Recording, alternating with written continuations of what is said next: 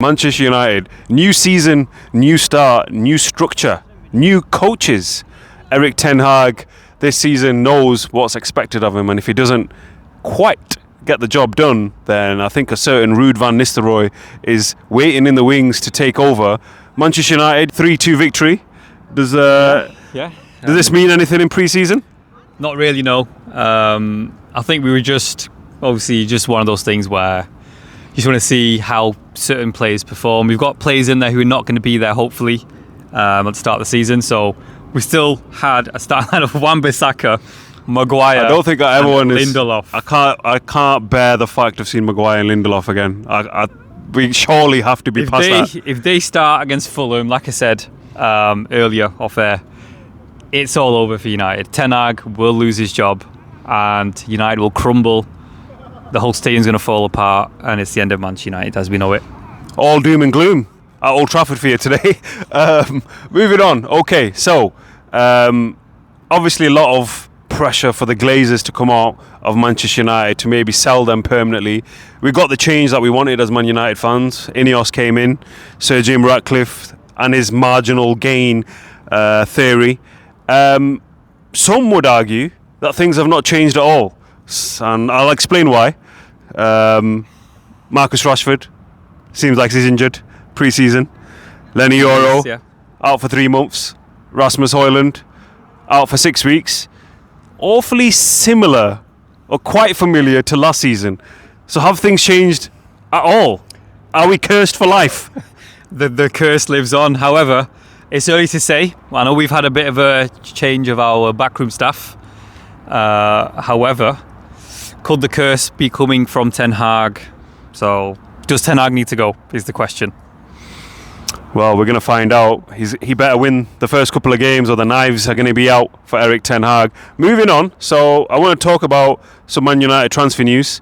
So far we've got Xerxes through the door, Lenny Yoro through the door. Talks of Fulham making a bid for Scott McTominay. Understand it's around £20 million. Casemiro still here. Aaron Wan-Bissaka, thank God, praise the Lord. He is about to leave the club. He's about to leave Manchester United. That would leave Diego Dalot, obviously Mazraoui from Bayern Munich. Overall, what's your thoughts of what's still need to be done in the business area for Manchester United? I mean, just generally saying, I think it seems like there's some sort of strategy in place, but I think the strategy seems to be kind of a scattergun approach.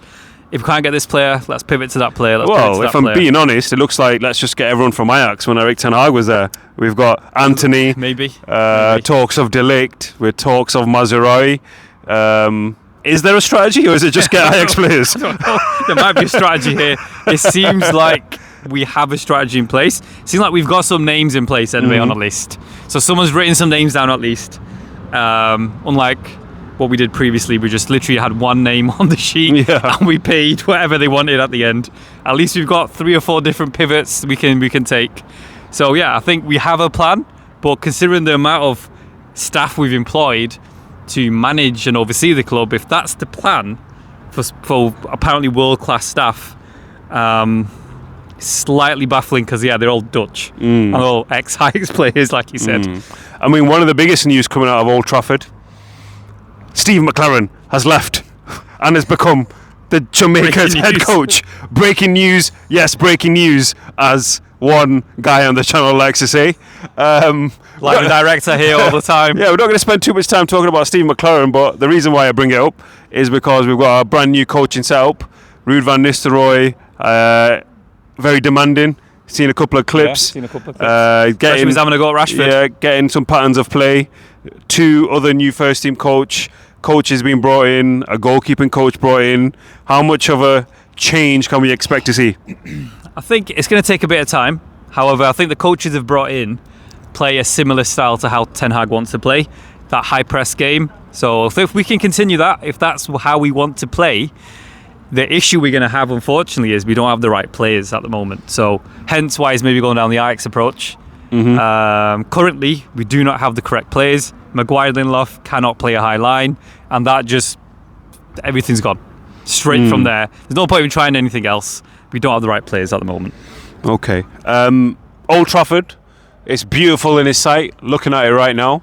There's a part of me that thinks maybe it might fall on top of me at some point. It's possible if it rains. Hopefully that doesn't happen. Talks of a £2 billion new Trafford. Seen some AI New pictures. Old Trafford? What is it going to be called? I don't know. I think New Trafford makes reasonable sense. Is that what it's being I think called? that's what it's going for. Okay, New Trafford. Happy with that. How important is it that Manchester United have a best-in-class stadium? Yeah, I mean, if they want to be the best in class, I think the stadium, it externally looks great. Internally, obviously. Which angles are you looking at? Because I can't. I can see it. This is Manchester. All the lights are working on the sign. Yeah. That's progress, I guess. Okay. However, yeah, when it rains, it's obviously it's embarrassing. I don't think any clubs in non-league football would have a roof like that. They would fix that roof, and we haven't been able to do that over here. In terms of spending $2 billion, is that the best way we can spend the money? I don't know. With the current squad we've got, we probably do need the funds invested in the team itself. But long term, for the long-term future of the club, to make sure we do hopefully get back to the top and stay at the top, we need that increased income. So matchday revenues would significantly increase if we can do that. So I guess it is a good idea. Okay. Before we wrap up, I know you're busy and you need to feed. I'm very hungry at the moment. I won't go into that too much right now, as this is a PG family show. I was referring to Winslow Road. Yeah, that's what I was talking about. Oh. Yeah? Yeah. We're happy to move on? Yeah, let's move on. Okay.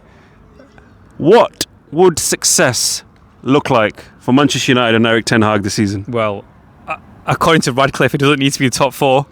That's not important. Nonsense. That's not important, apparently. No, so that's the only thing that's important.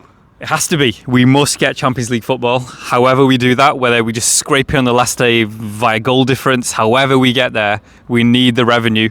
We need potentially trophies. I mean, we've already got 2 trophies, but I don't think everyone's happy with you can't say just winning trophies. It's important to win trophies, but the quality and the style of play is not correct. It's not right at the moment. We are getting dominated by teams like Crystal Palace. Even Fulham are going to come to Old Trafford, and most likely they will be controlling the match, and we'll be playing on the counter. That's what I see happening. It is important this season that we see an element of control with results, of course. I mean, if it's anyone but the top 6, I expect United to be totally dominant, but I just can't see it happening at the moment.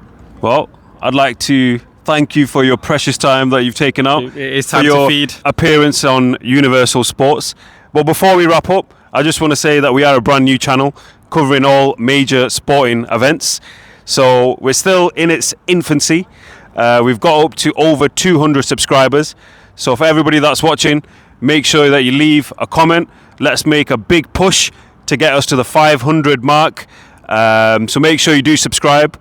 Your interaction and your engagement really makes a difference to us on this channel, and we look forward to bringing you more content in the coming weeks and months. So make sure you do subscribe and get us to that 500. It really mean a lot. But until next time, we'll see you again.